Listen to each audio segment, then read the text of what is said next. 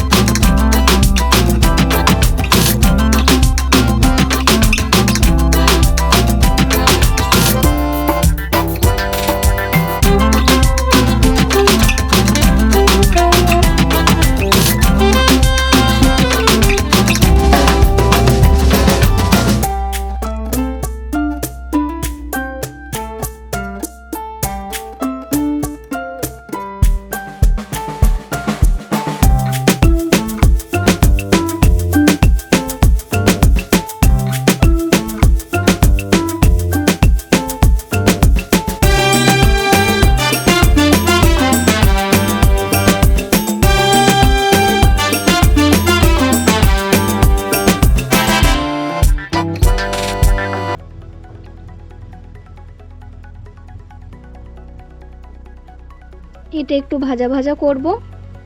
এবার এর মধ্যে আমি কাশ্মীরি লঙ্কা গুঁড়ো দিয়ে দিলাম, কালারটা যাতে একটু ভালো হয় সেজন্য। এবার ওপর থেকে একটু লবণ দিয়ে দিচ্ছি। আমি আগের থেকে আমে লবণ মাখাইনি, কারণ জল কেটে যায়, তাই আমি যখন এটা ভাজা ভাজা হয়ে গেল তারপরে আমি ওপর থেকে লবণটা দিয়ে দিলাম। এবারে আমরা এটা আরও একটু ভাজবো।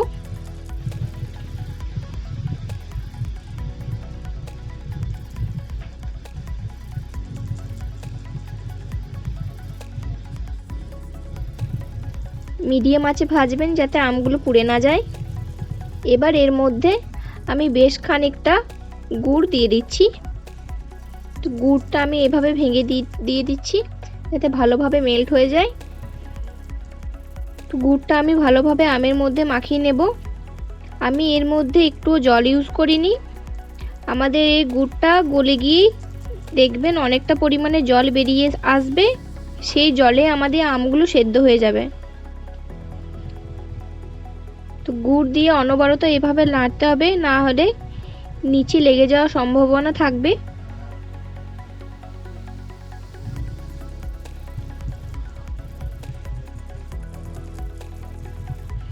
দেখুন আমাদের ভালোভাবে মিক্স হয়ে গেছে। এবার আমি এটা ঢাকা দিয়ে দিচ্ছি যাতে একটু ভাপে গুড়গুলি গলে যায়। আমি ঢাকা খুলে দেখে নিচ্ছি। দেখুন অনেকটা পরিমাণে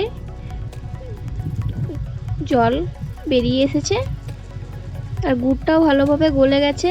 এখনও আরও অনেকগুলি ছোট ছোট দানা দানা গুড় রয়েছে, সেগুলো এখনও গলেনি, তাই আমি এটা আরও একবার ঢাকা দিয়ে দেব আর মাঝে মাঝে দেখব যাতে নিচে না লেগে যায়।